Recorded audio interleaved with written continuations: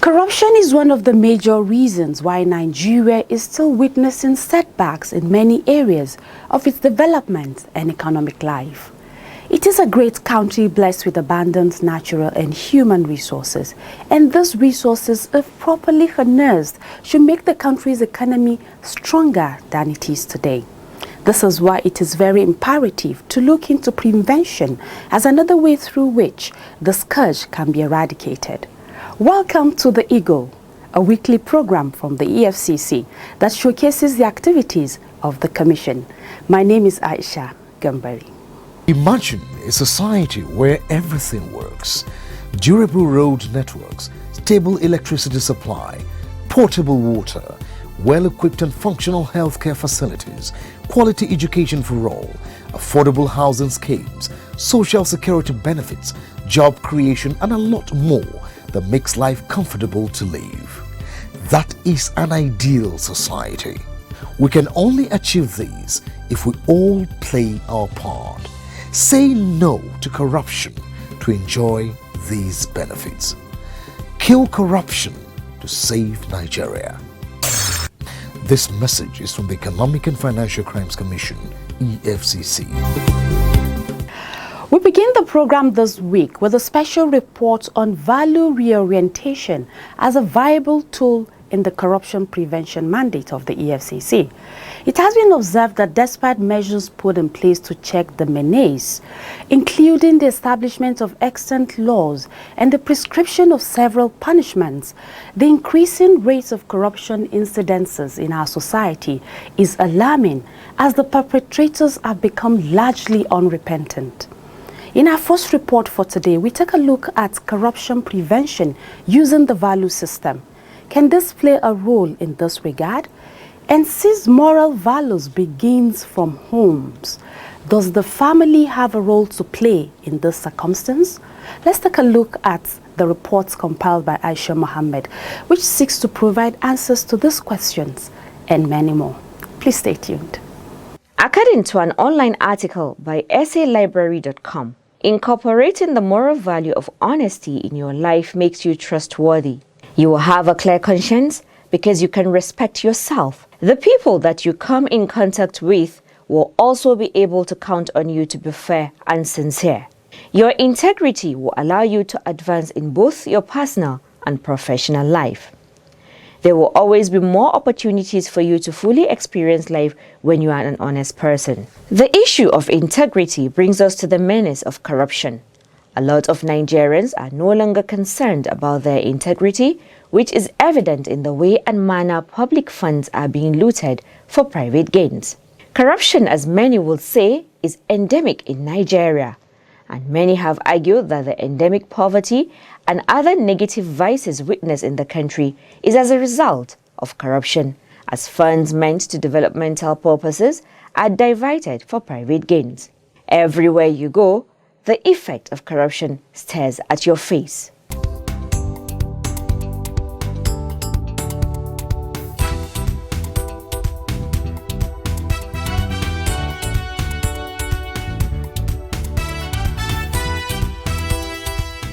Apart from throwing the country into poverty, Nigeria's image was also dented internationally as fraudsters fleece foreigners with genuine business proposal of money and other valuables, not to mention the menace of internet fraud.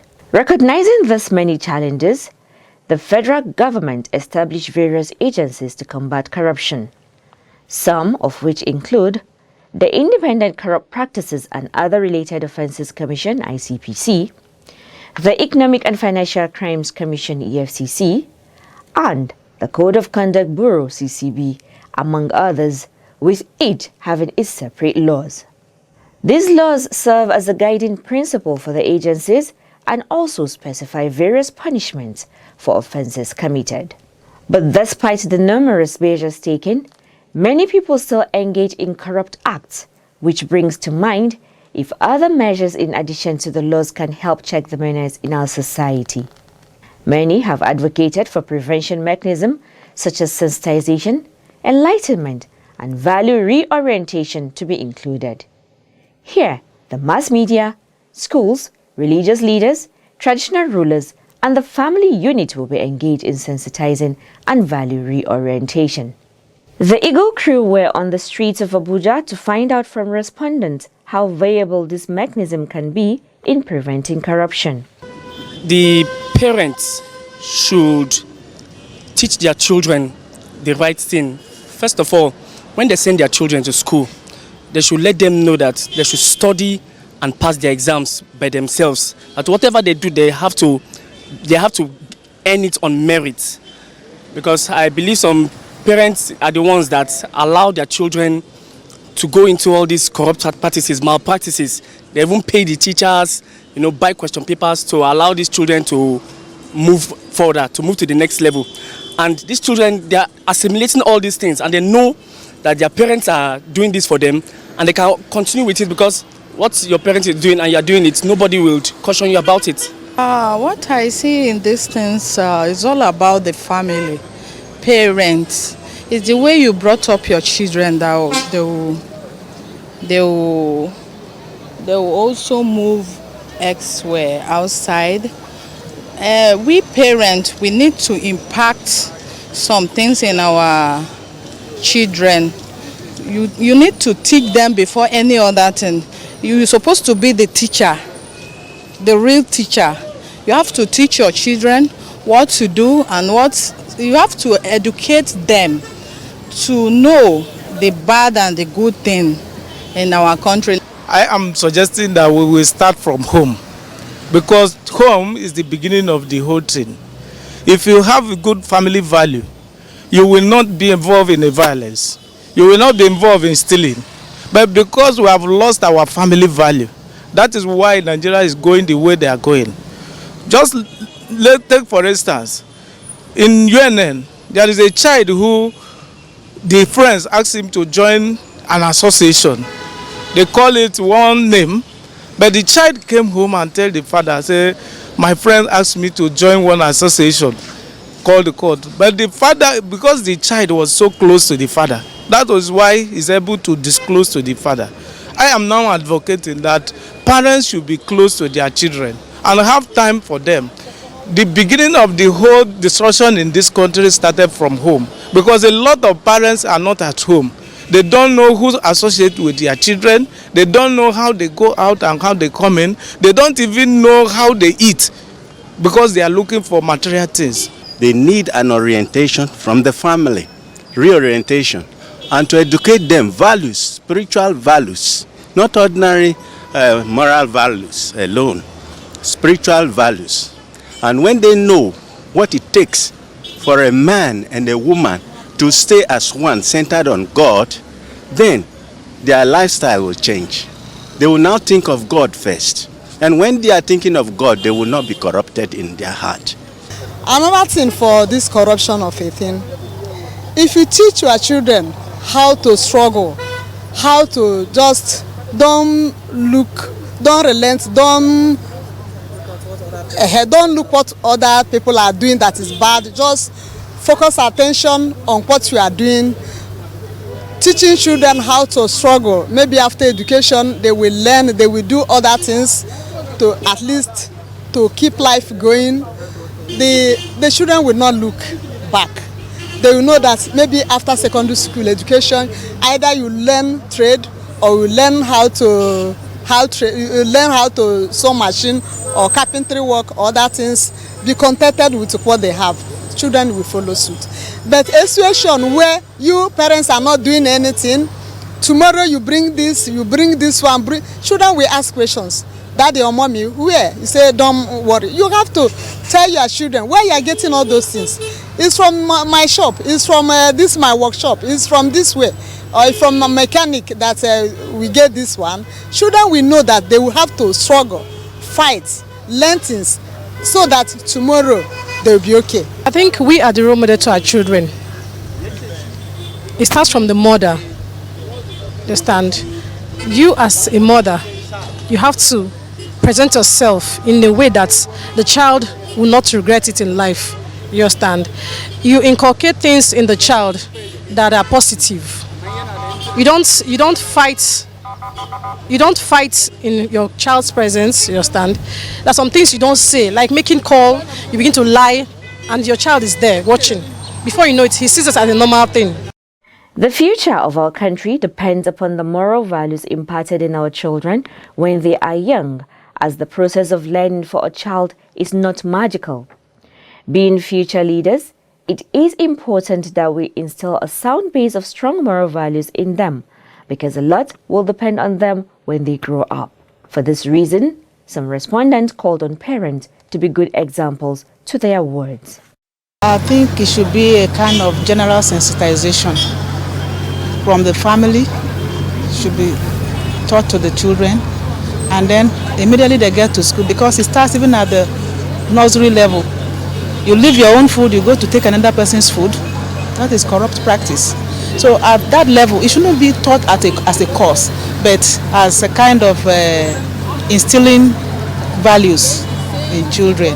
And then for the general society, there should be massive awareness campaign about it, because some people that are indulged in corruption and corrupt practices may not even know that what they are doing is injurious to their own persons and the society as a whole.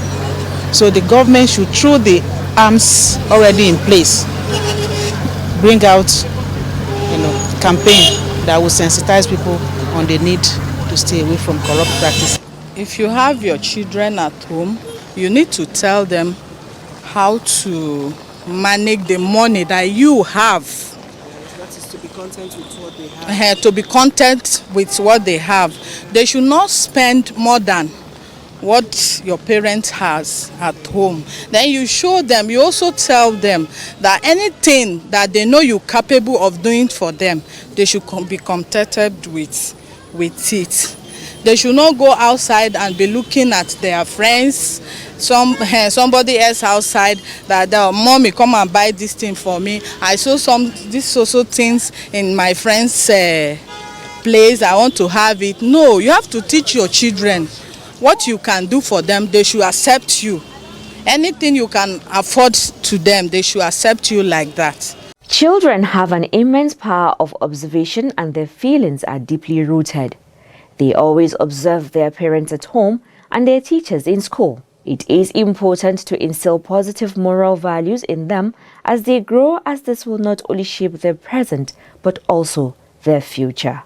Aisha Muhammad reporting for The Eagle. Like it was reported by Aisha, positive moral values are important in our day-to-day activities. Apart from giving meaning and purpose to our lives, having good morals means you're able to channel your behavior towards a beneficial and a fulfilling conduct everywhere you find yourself. Moral values are extremely important to our overall well-being, as it provides a structure for our lives. We should all work towards a better Nigeria by imbibing good conduct and instilling discipline and good morals in our children. Honesty, they say, makes you respectable.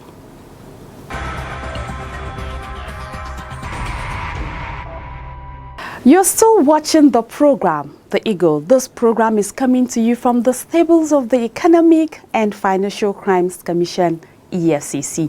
Please don't forget to follow us on our social media portals at Official EFCC on Twitter, YouTube, Facebook, and on Instagram. We'll take a short break now, and when we return, the acting head, Enlightenment and Reorientation Unit of the EFCC, Tony Orilade, will be speaking to us about the Enlightenment and Reorientation Drive of the EFCC. Please stay tuned.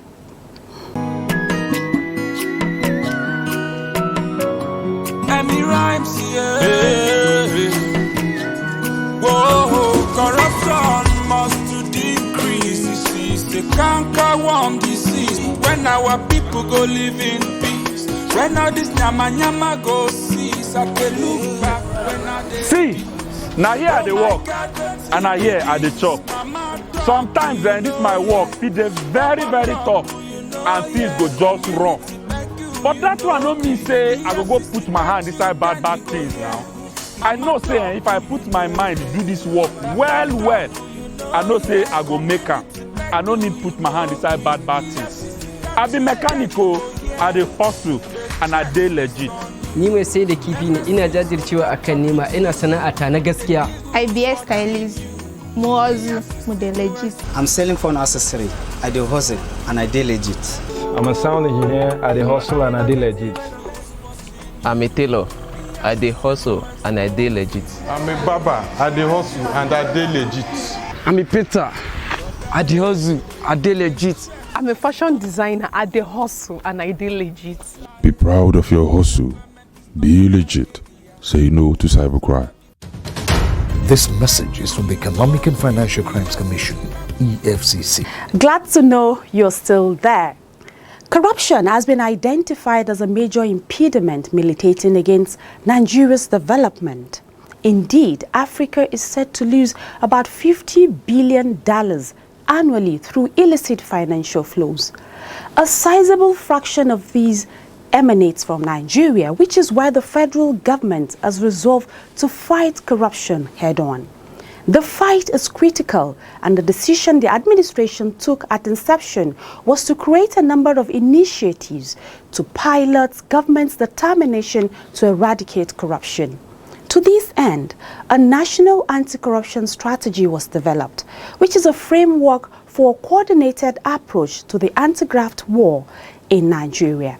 The strategy is premised on 5 pillars, namely prevention, public engagement, ethical reorientation, enforcement sanctions, recovery, and management of proceeds of crime.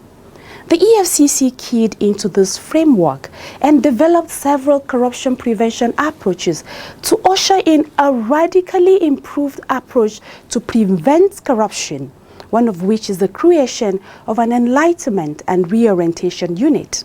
The Eagle team spoke with Tony Orilade, who is the acting head of the unit. Amina Kahua has details. Please stay tuned. Section 6, subsection P of the EFCC Establishment Act 2004 saddled the EFCC with the responsibility of carrying out and sustaining rigorous public enlightenment campaign against economic and financial crimes within and outside Nigeria. In order to achieve this mandate, the EFCC developed various prevention, public engagement, and ethical reorientation programs. Tony Orilade is the acting head, Enlightenment and Reorientation Unit of the EFCC. In line with the EFCC Establishment Act, Section 6, subsection P of the Act, it clearly defines the role we play, and that is the preventive mandate of the corruption fight. The section clearly states that we are involved or engaged in sensitization activities both within and outside of the country. So we have a major role to play in the fight against corruption, especially in the preventive mandate. Who are your target audience and how do you reach out to them? Generally speaking, the target audience are the general public. But to be specific, we have the women, we have the youths, the school children, we have the workers, both private and government workers. We have businessmen in mind. We have religious groups, and we have what we call the university undergraduates. All of these, like I said, the general public, they are our target audience. Prevention is the cardinal objective if the fight against corruption must be won. To this extent, various preventive initiatives were designed by the EFCC towards public reorientation and enlightenment.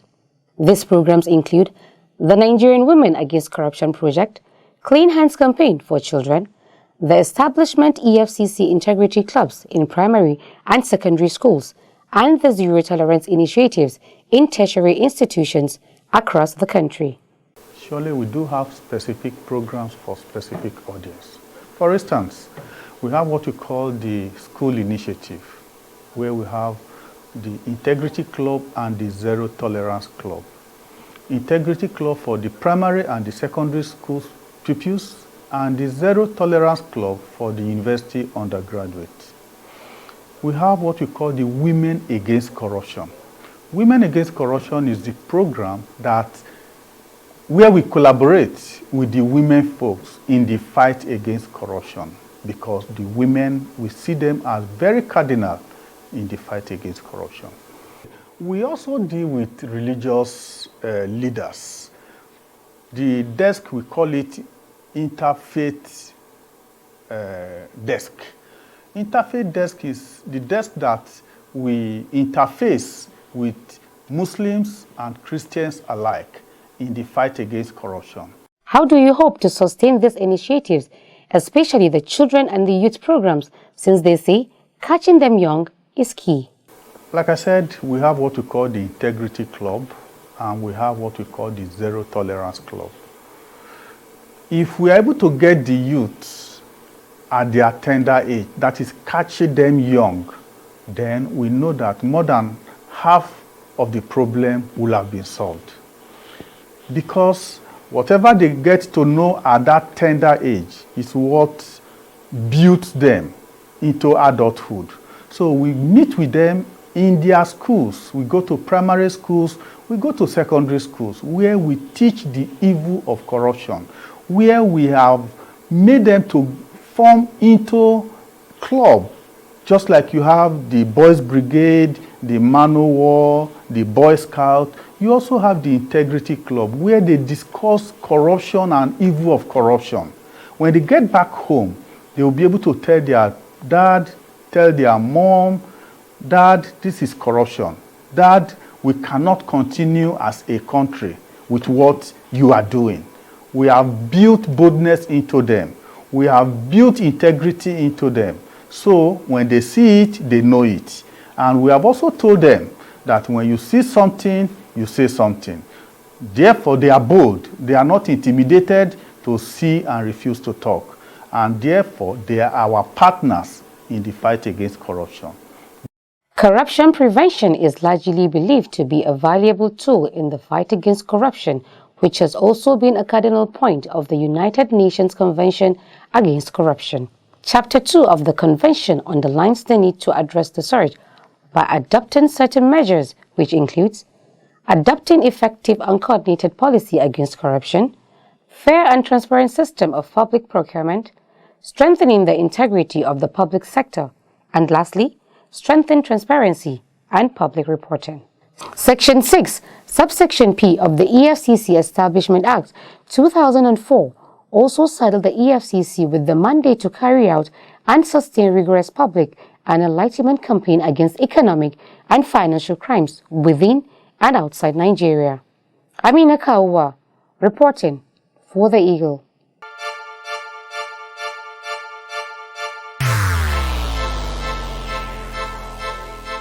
Corruption is dishonesty and illegal behavior by people in positions of trust. A public office is a public trust. Do not abuse positions of trust for private gains. Stay away from corruption. Nigeria is a great nation, and it is our responsibility to make the country greater. If you notice any act of corruption, please report to the EFCC via info@efccnigeria.org or call 09 904 4751 or 09 904 4752. You can also call 09 904 4753. This message is from the Economic and Financial Crimes Commission, EFCC. Thank you, Amina. And with that, we draw the curtains on this week's edition of The Eagle. Please join us same time and on same station next week as we bring you interesting updates from the EFCC.